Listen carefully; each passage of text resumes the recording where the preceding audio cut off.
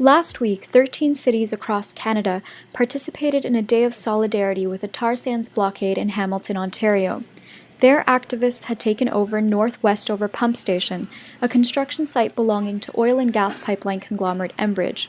They named the blockade action Swamp Line 9 after Beverly Swamp, a 2,400-hectare wetland that spans 3 watersheds and is home to rare species of wildlife.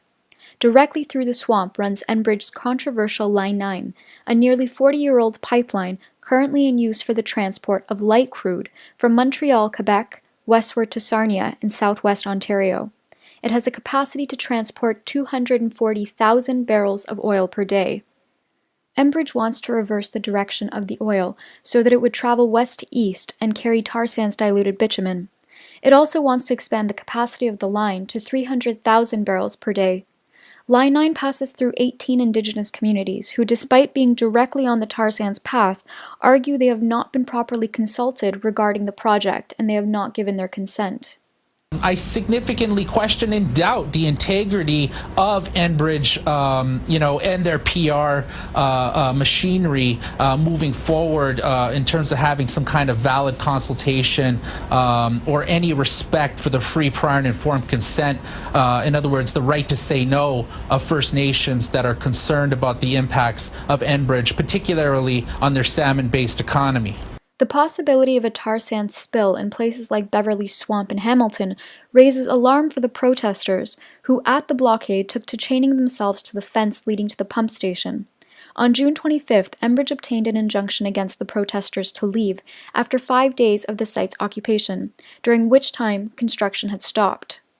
Well, this morning at about 8:15, we served our injunction order for them to vacate our property, and they've been very cooperative. The police have been on site, and they've been speaking with us, and they said everyone is being very cooperative in vacating the site, and they're just packing up now to go.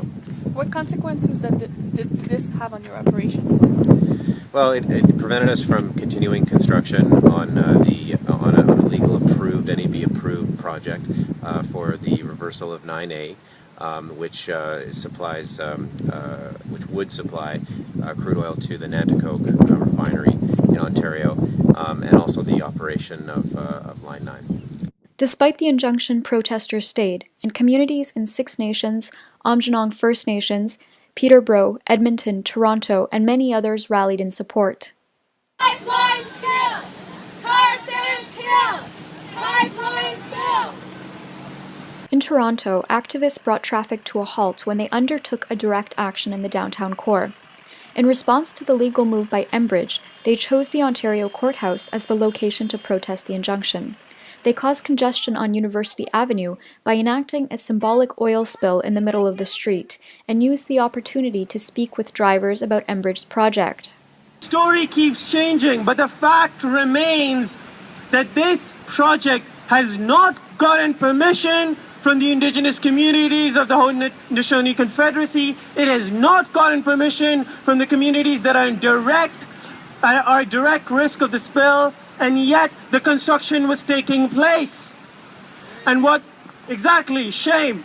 And what the government has done this morning at 8 a.m., these very courts have decided to go out and give an injunction to stop the blockaders. And yet again, the courts have chosen to identify, connect, and support with corporations for profit rather than people struggling to assert their basic dignity. We did a symbolic action, putting our bodies on the line to say that we are going to stop this project, the Line 9, which is intended to transport diluted bitumen from Alberta across Ontario and to the east, and to disseminate information about the project, because Enbridge is being very hush-hush about it, and there's not a lot of information about it. But we know that if people did find out that there is a pipeline coming through carrying tar sands, which is a much heavier substance than regular crude, that is more likely to spill because it has to be transported at a higher temperature and a higher pressure, then people will be against it. Enbridge's history of oil spills, one that happened as recently as the weekend of June 22nd in Fort McMurray, Alberta, is a key concern for activists.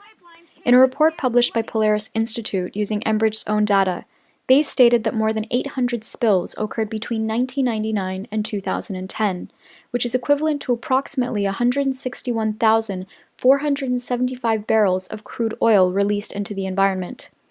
The year 2010 saw one of the largest land oil spills in U.S. history when an Enbridge pipeline carrying heavy crude from Canada's oil sands ruptured in the Kalamazoo River in Michigan. Responding to the question of pipeline safety, Enbridge consistently maintains, safety is a top priority of the company, so we wouldn't be doing it otherwise. I do hear some questions as well about emergency first response. So should there ever be an incident, how will you Enbridge respond? And to that, I often say that we have regular and ongoing relationships with emergency first responders along the pipeline right of way. We provide training and whatnot. So certainly we have good relationships and we are ready to respond in the unlikely event that something could occur. Line 9 runs through northern Toronto. And a pipeline that's carrying such a toxic substance. When Kalamazoo spilled, within 50 kilometers, people reported smelling the gases that were emitted that's specific to the transport of this dilbit product. Within 2 miles of the spill zone, people were reporting vomiting and burning of the eyes and throat. And months afterwards, people continued to be sick. And within 2 years, many had died. We cannot let this happen in northern Toronto. It's too densely populated an area to transport such a toxic substance. Following the Day of Solidarity actions across Canada, police raided the occupied Hamilton site on June 26th and mass arrested the protesters. The blockade ended with 18 arrests and many charges of trespassing, though the detained have since been released. The week's developments around the Swamp Line 9 occupation and its corresponding solidarity actions have launched Idle No More's Sovereignty Summer. Idle No More is a grassroots movement in Canada that began in November 2012 and brought a national spotlight to what activists termed Canada's legislative attack on First Nations people and the lands and waters across the country. The movement's new website, meant to inspire the next wave of Indigenous resistance, was launched a couple of days prior to Canada Day. The Toronto action in support of Swamp Line 9 was a one-day event, but the questions it raises about pipeline insecurity and the people and Indigenous communities directly affected by it are questions that Toronto and cities from coast to coast are awakening to. I think things have come to a head over and over. Canada is moving, and not just necessarily moving, but actually like reasserting itself as a resource development country. You know, just as it's gone after logging and extraction, and in that same way, that project is also about oil and gas, because we see anti-fracking protests taking place, and all of these are about taking away the rights of Indigenous people to live in dignified ways on their own territory. It's about racialized communities that are often either working at low-end jobs within them or are going to be dramatically affected by the spills and the disaster that follows. And because of that, people are resisting. I mean, Indigenous land defenders from coast to coast, right, from Coast Salish territories to New Brunswick to Six Nations have all taken a stand against resource extraction, against logging, against destruction of their water, and our job has been about support. In the specific context of Line 9 in Ontario, there has been a year of resistance that has been building. There have been community meetings, organizations that are developing across the line, and it will only grow. Though Enbridge has already begun construction on its Line 9 project, the final decision as to whether tar sands will flow through the City of Toronto is expected towards the end of this year. Reporting for The Real News, Shariel Tajvidi in Toronto.